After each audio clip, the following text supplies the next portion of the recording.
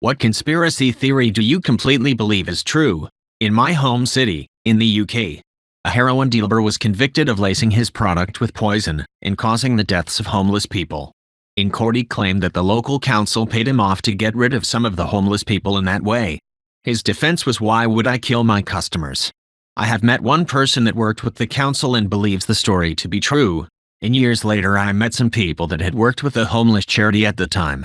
They claimed they knew it was the case, but there was nothing they could do to prove it, to expose it. This one pertains to my university, but some people may have the same experiences with theirs.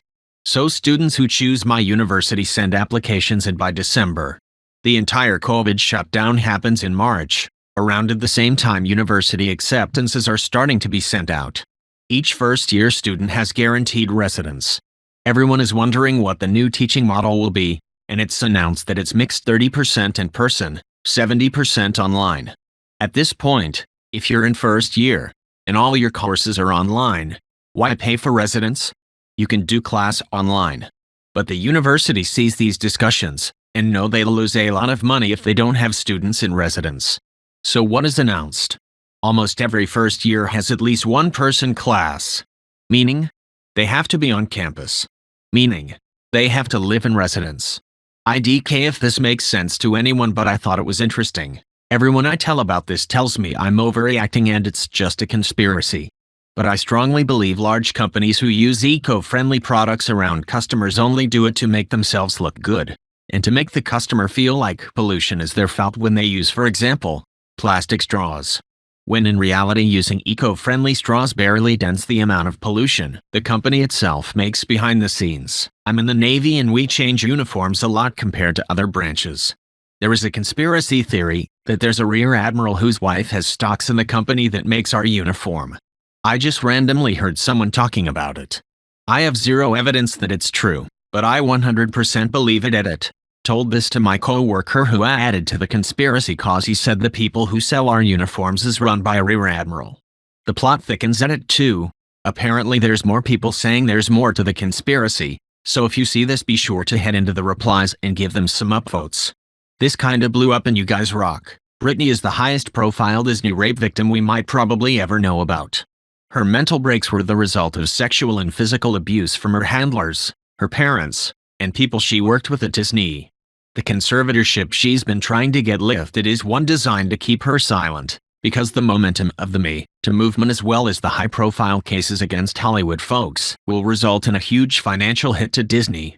If we hear that Britney couldn't take it anymore and killed herself, it's most likely the result of everyone in her life trying to control and manipulate her, and they will likely kill her under guise of suicide. Not a specific theory, but I have no doubt that the majority of leaks for the entertainment industry, video games, movies, TV, etc., are completely purposeful and meant to gauge general opinions before official announcements. Nintendo isn't accidentally leaking source codes.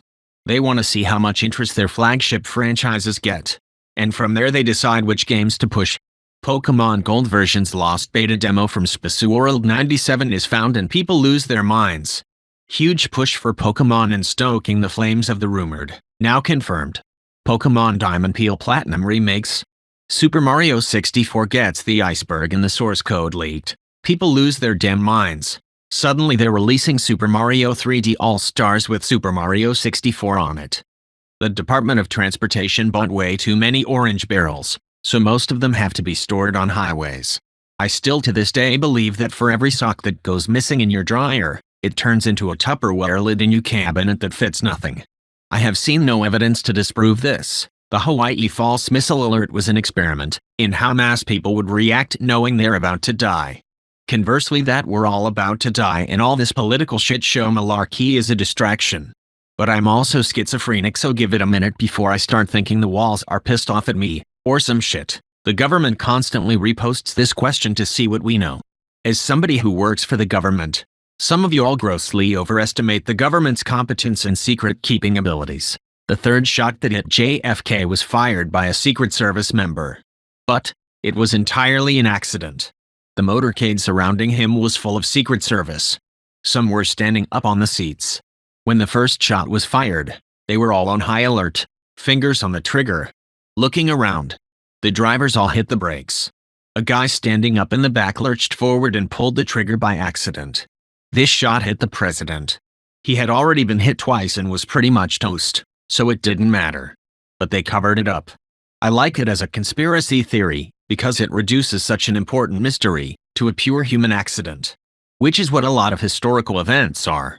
The US military is a huge lobbyist behind not adopting socialized healthcare in college, because those are the two main reasons that people join the military.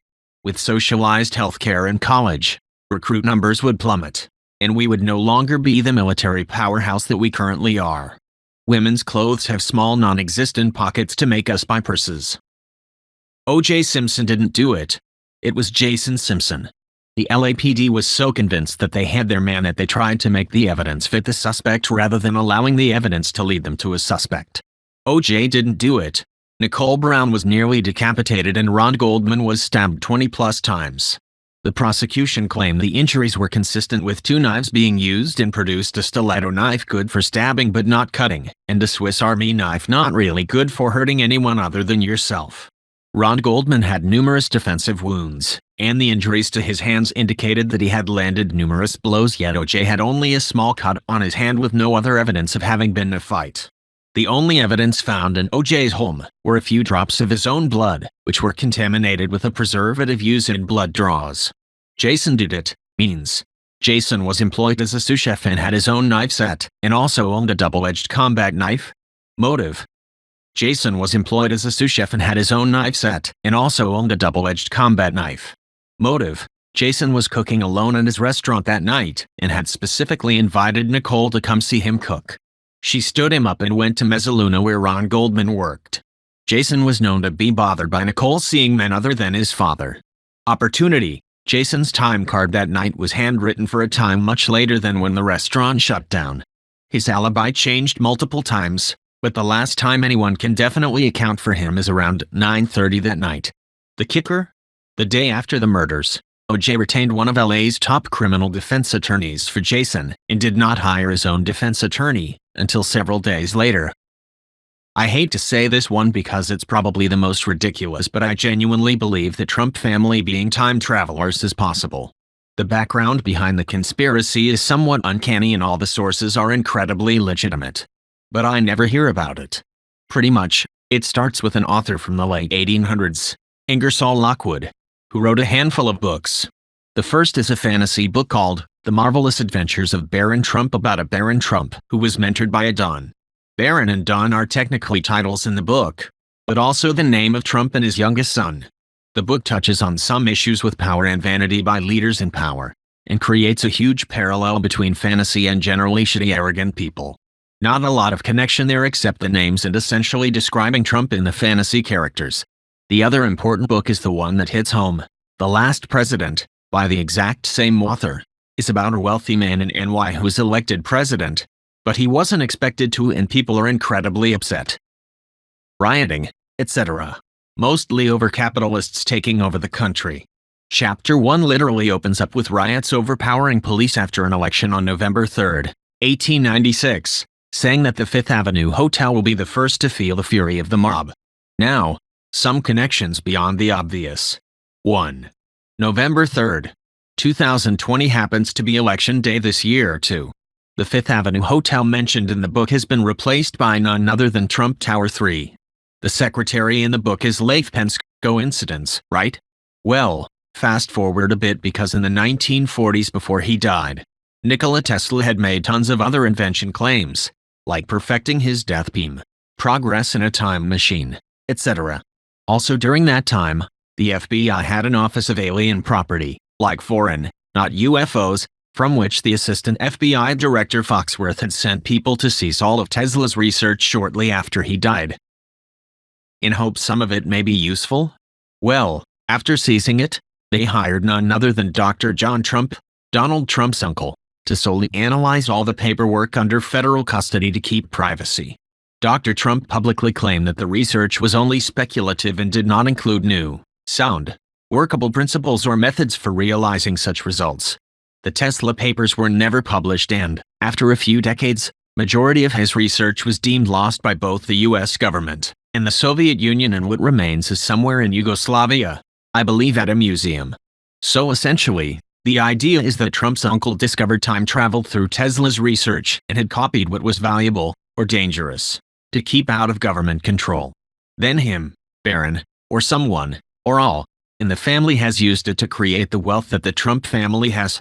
Theoretically, time travel may not work like we see in movies, so what they can accomplish could be limited to a few good choices and leaving their mark behind in these books.